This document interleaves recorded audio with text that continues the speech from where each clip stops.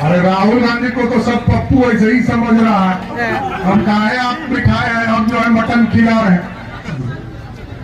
एक तो सनातन का विरोध, दूसरा आरक्षण का विरोध, तीसरा बिहार के लोगों का अपमान।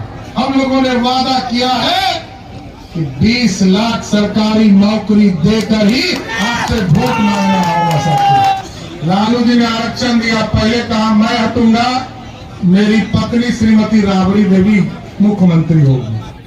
आजकल 5वां आरक्षण आया है, वो टूरिस्ट बेटी, जो टूरिस्ट है सिंगापुर से सीधे छपरा चुनाव लड़ने आई। लालू प्रसाद यादव का चप्पल जूता उठाता था, लेकिन अब वो कहते हैं कि मेरा बेटी का भी चप्पल जूता उठाओ।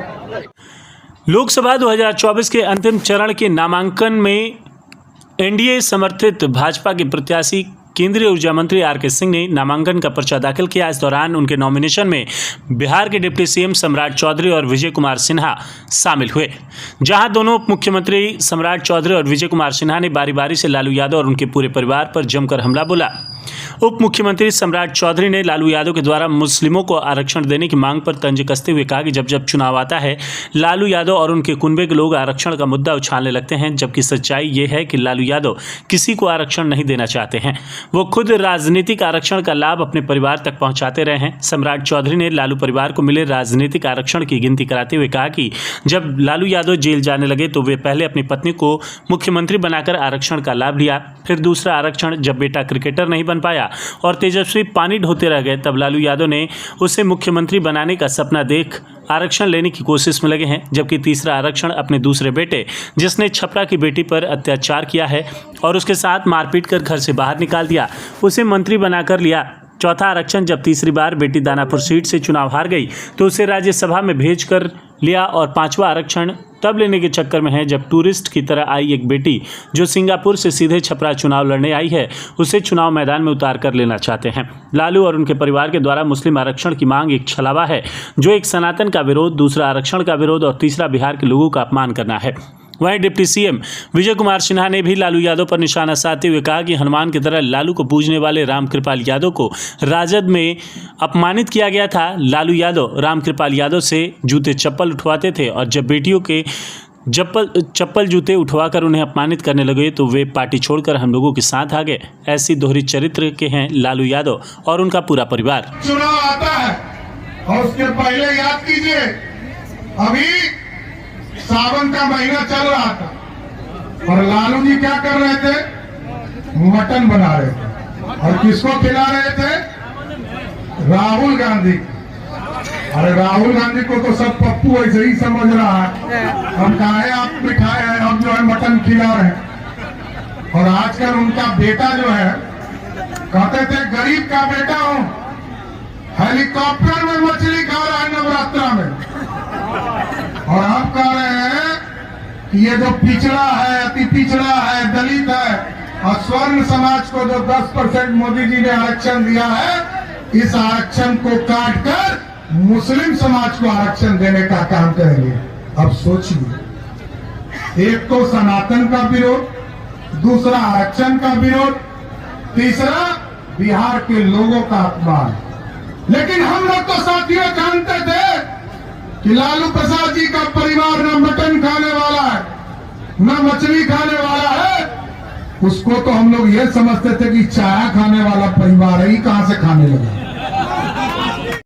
2005 में जब आपने एनडीए की सरकार बनाई साथियों, तब नीतीश कुमार जी और सुशील मोदी के नेतृत्व वाली सरकार ने पहली बार बिहार में महिलाओं को 50% का आरक्षण दिया, अति पिछड़े को आरक्षण दिया, दलित समाज को आरक्षण दिया।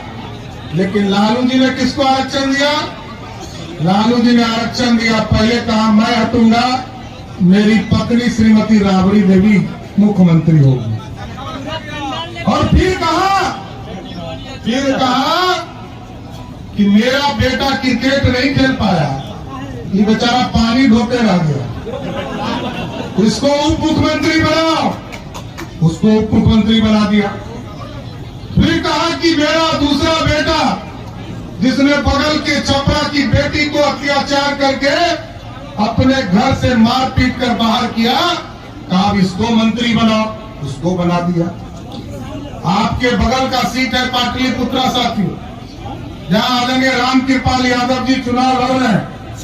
2 बार चुनाव हराया उन्होंने, तो लालू जी ने कहा कि मेरी बेटी को राज्यसभा में एमपी बना के भेज दो। ये है चौथा आरक्षण। आजकल 5वां आरक्षण आया है, वो टूरिस्ट बेटी। जो टूरिस्ट है सिंगापुर से सीधे छपरा चुनाव लड़ने आई है। अब सोचिए साथियों, आरक्षण का मतलब लालू जी का क्या होता है। बिहार में कानून का राज स्थापित करना है और 3-4 तरह के माफिया बिहार में घूम रहे हैं। एक बालू माफिया, दूसरा शराब माफिया और तीसरा जमीन माफिया। एकदम अस्वस्थ करते हम लोग। अभी मार्च में कानून बनाया है साथियों, और सभी जिले में हम लोगों ने चिन्हित करने का काम शुरू कर दिया। एक एक जिले में एक एक व्यक्ति को चिन्हित करने का काम किया है। या तो उसको आरा के जेल में रखूंगा, नहीं तो बिहार छोड़कर उसको भागना पड़ेगा, इतना जरूर आश्वस्त करना। एकदम कानून का राज स्थापित करना है साथियों। ये हमारा बिहार है और इसको बढ़ता हुआ बिहार बनाना, श्रेष्ठ बिहार बनाना। भारत श्रेष्ठ होगा तभी तो बिहार श्रेष्ठ होगा। हम एक एक नौजवानों को बताना चाहते हैं, 2005 तक, 1990 से 2005 तक बिहार में 1 लाख लोगों को भी नौकरी नहीं मिला लालू जी के राज में। और 2005 से लेकर 2020 तक आदरणीय नीतीश कुमार जी और सुशील मोदी के नेतृत्व में 7.5 लाख लोगों को नौकरी मिला। और इस बार हमारा वादा है 2020 में 7 निश्चय पार्ट 2 में हम लोगों ने वादा किया है कि 20 लाख सरकारी नौकरी देकर ही आपसे वोट मांगना होगा साथियों। एकदम वोट मांगने तभी आऊंगा, पूरा विज्ञापन निकालकर, एक एक वैकेंसी बताकर, एक एक लोगों की नौकरी लगी उसको बताकर आपके बीच में आने का काम करूंगा। कुछ लोग सिर्फ जातीय उन्माद पैदा करता है, वो अपने जात का भलाई भी नहीं करता है।